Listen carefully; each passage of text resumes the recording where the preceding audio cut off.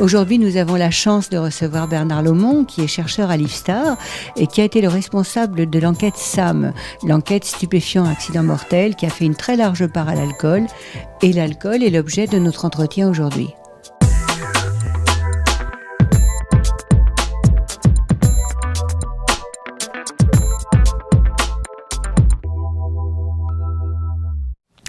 Bernard Lomont, bonjour. Bonjour. Lorsque nous avons lancé les premiers entretiens de la Ligue, nous avons choisi de parler de la vitesse prioritairement. Or, ces dernières années, partout, nous entendons que c'est l'alcool qui est fléché comme le facteur prioritaire de mortalité sur la route. Qu'en pensez-vous ? J'ai envie de vous répondre que c'est compréhensible. La vitesse, c'est un facteur qui est tout le temps présent dans l'accident. Et de fait, on a tendance à l'oublier et on a tendance à n'évoquer que ce que j'appelle les surfacteurs, c'est-à-dire des facteurs qui vont aggraver le facteur vitesse pour une vitesse donnée. C'est-à-dire le risque va être augmenté par une consommation d'alcool, par une conduite sous l'emprise du cannabis, par la prise de certains médicaments, etc., etc. Pouvez-vous nous parler des associations de facteurs de risque comme l'association vitesse-alcool, cannabis-alcool, etc.? Oui, comme j'ai commencé de l'évoquer pour la vitesse, qui est un facteur de base auquel viennent s'ajouter d'autres facteurs. Quand je dis s'ajouter, je ferais mieux de dire viennent multiplier le risque d'accident.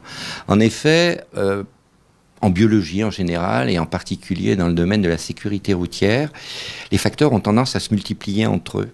C'est-à-dire que si vous accumulez le fait d'être jeune, par exemple, qui multiplie de novice, qui multiplie par 2 votre risque d'accident, avec une consommation d'alcool qui multiplie pour une dose moyenne votre risque par 8, si vous associez les deux, vous allez augmenter votre risque par 2 fois 8, c'est-à-dire 16. Et si vous rajoutez une consommation de cannabis qui va encore multiplier votre risque par 2, votre risque ne cesse de se multiplier plus vous accumulez les facteurs.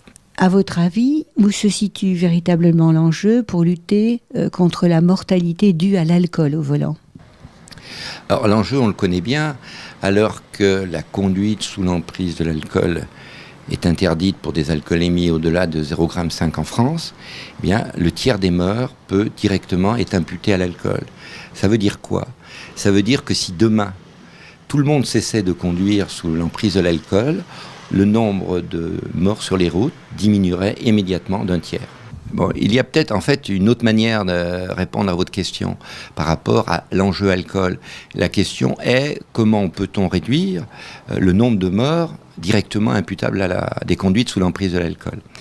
Eh bien, évidemment, la première solution à laquelle on pense, c'est de réduire le nombre de conducteurs circulant sous l'emprise de l'alcool, c'est-à-dire faire que leur proportion soit de plus en plus faible, voire nulle, que plus personne ne conduit sous l'emprise de l'alcool. En fait, on ne l'a pas trop remarqué, mais il y a 10 ans, il y a 15 ans, déjà le tiers des morts était imputable à l'alcool. Aujourd'hui, on a toujours le tiers des morts imputables à l'alcool. Or, globalement, le nombre de morts a considérablement baissé sur nos routes. Alors, est-ce que ça veut dire que les conducteurs sont soudain devenus raisonnables et cessent de conduire sous l'emprise de l'alcool ? Pas du tout. En fait, les consommations d'alcool observées, telles qu'on peut les estimer sur nos routes, n'a changé en rien. C'est-à-dire, ni le nombre de conducteurs qui conduisent alcoolisés, ni même l'importance des alcoolisations de ces conducteurs.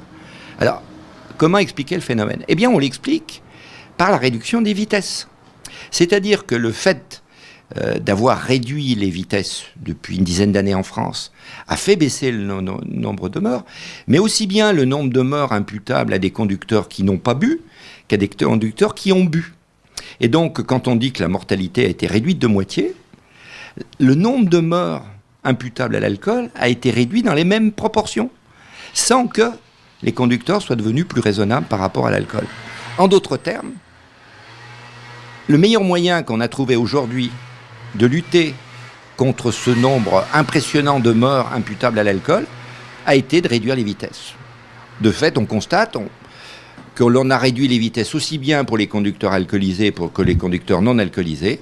Et de fait, la part des morts imputables à l'alcool est restée constante, n'a pas augmenté, alors que le nombre global de morts a diminué, donc le nombre de morts imputables à l'alcool a considérablement diminué dans les mêmes proportions que l'ensemble des tués sur les routes. Je suis très sensible à ce que vous venez de dire, car effectivement, nous pensons que s'attaquer à la vitesse bénéficie finalement à la lutte contre tous les facteurs et bénéficie également à toutes les classes d'âge.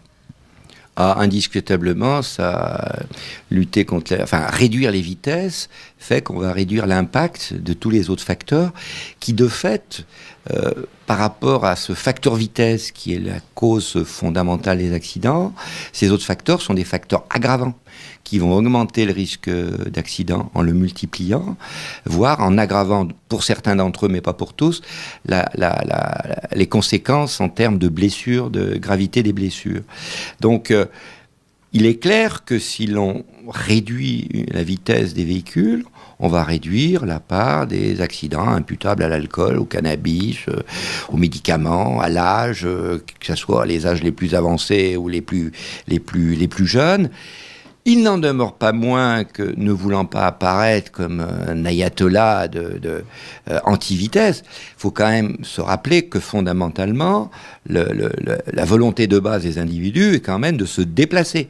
Et qu'il est impossible de se déplacer si on n'acquiert pas une certaine vitesse. Que pensez-vous du 0 g d'alcool qui est souvent proposé pour l'ensemble des conducteurs ? Je ne suis pas sûr d'avoir des idées très, très arrêtées sur le 0 g en tant que scientifique, en tant que chercheur. Au sens où ce que je sais, moi, c'est que les morts aujourd'hui imputables à l'alcool sont essentiellement des morts imputables à des alcoolémies importantes. Et donc, si on commençait par supprimer les conduites sous l'emprise d'une alcoolémie au-delà de 2 grammes, par exemple, puis au-delà d'1,2 g, puis au-delà de 0,8, puis au-delà de 0,5, on aurait atteint notre objectif. Et donc, dès lors, la question du 0 g alcool ne se poserait pas. Une autre façon de voir cet enjeu 0 g, c'est que la plupart des études accidentologiques sont concordantes pour dire qu'on ne met pas en évidence une augmentation du risque accidentologique pour des alcoolémies faibles et notamment pour des alcoolémies en dessous de 0,4 g par litre. Pour 0,4 g, la question peut encore se poser. Donc, fondamentalement, on peut s'étonner parce que les études expérimentales, elles montrent un effet de l'alcool, même à faible dose. L'explication serait que dans la vraie vie, sur la route, quand vous êtes sous l'emprise d'une alcoolémie faible, vous avez conscience de cette alcoolémie faible et vous compensez cette faible alcoolémie par une conduite, pour faire simple, qu'on qualifiera de plus prudente. Donc de fait, ça ne se traduit pas par une augmentation du risque d'accident. Dernier aspect par rapport à ce 0 g, si j'en crois l'Académie de médecine, je ne suis pas toxicologue, mais il semblerait que interdire de conduire avec une alcoolémie au-delà de 0 g serait faire de nous tous, des délinquants potentiels, même si nous ne buvons jamais une goutte d'alcool, même si nous sommes jamais enrhumés au point de prendre un sirop qui contient de l'alcool, même si on ne consomme pas le gâteau de la grand-mère qui a mis un peu de rhum dans le gâteau, tout simplement parce qu'en l'absence de toute prise d'alcool, le corps humain fabrique un petit peu d'alcool. Donc le 0 g, de mon point de vue, d'un point de vue strictement, je dirais, cartésien, n'a pas de sens. Après, on pourrait discuter du 0 g 2, qui lui en aurait un. Peut-être qu'effectivement, si demain on ramenait la réglementation à 0 g ou plus raisonnablement à 0 g 2, cela signifierait pour chaque conducteur que dès qu'il a bu un peu, il est, hors réglementation et qu'il n'a pas le droit de conduire. Donc, est-ce qu'on peut espérer que cela entraîne, en gros, un décalage vers la gauche de la courbe des alcoolémies, c'est-à-dire des conducteurs, c'est-à-dire que beaucoup moins de conducteurs conduiraient sous l'emprise de l'alcool parce que du moment qu'ils ont bu un verre, ils savent, sans aucune mesure chimique ou autre, qu'ils sont dans l'égalité. Ça, je ne peux pas, moi, répondre à cette question. Est-ce que c'est intéressant à expérimenter ? Peut-être. Sachant que il y a quand même on peut considérer, et en tout cas moi je fais cette hypothèse, que le conducteur qui aujourd'hui sur nos routes roule avec 2 grammes d'alcool dans le sang, il sait qu'il a bu, et c'est pas de modifier le seuil de 0,5 à 0,2 ou de 0,5 à 0 qui fera, à mon avis, que ce conducteur arrêtera de circuler. En fait, j'ai envie de conclure ce propos un peu toute direction par quelque chose de relativement raisonnable, à savoir que le 0,5 g, c'est une limite qui, au plan accidentologique, au plan épidémiologique, est une bonne limite. Et à mon avis, il faut faire que cette limite ne soit plus jamais dépassée par personne, mais pas fondamentalement chercher à la diminuer. J'aimerais maintenant savoir ce que vous pensez de cette proposition du 0 g d'alcool pour les conducteurs novices. C'est une question délicate. Du moment que vous me parlez de conducteurs novices, vous m'indiquez des conducteurs qui, au départ, ont un risque supplémentaire par rapport aux conducteurs expérimentés. Ils ont un risque plus élevé d'accident. Ce qui est vrai pour l'ensemble des conducteurs, quel que soit leur âge, est vrai aussi pour les plus jeunes, c'est-à-dire qu'on n'a pas pu mettre en évidence un effet de l'alcool qui serait plus important quand on a 18 ou 19 ans que lorsqu'on a 35 ou 40 ans, globalement, au plan accidentologique. Donc, ça ne se justifie pas par le fait que les conducteurs novices accumuleraient un risque lié à leur inexpérience et un risque alcool avec des alcoolémies à 0,3 ou 0,4 grammes, parce que le risque, en l'occurrence, le risque alcool n'est pas augmenté. Donc ça pourrait se justifier, je reviens sur ce que j'ai dit précédemment, pour éventuellement éviter que des jeunes aient des alcoolémies au-delà de 0,5 g ou des alcoolémies à 2 grammes. L'essentiel étant qu'on soit jeune ou pas, c'est de ne pas dépasser une alcoolémie de 0,5 g. Donc, si c'est le seul moyen pour faire que les jeunes n'aient pas des alcoolémies excessives, pourquoi pas ? Mais ça ne se justifie pas d'un point de vue strictement épidémiologique.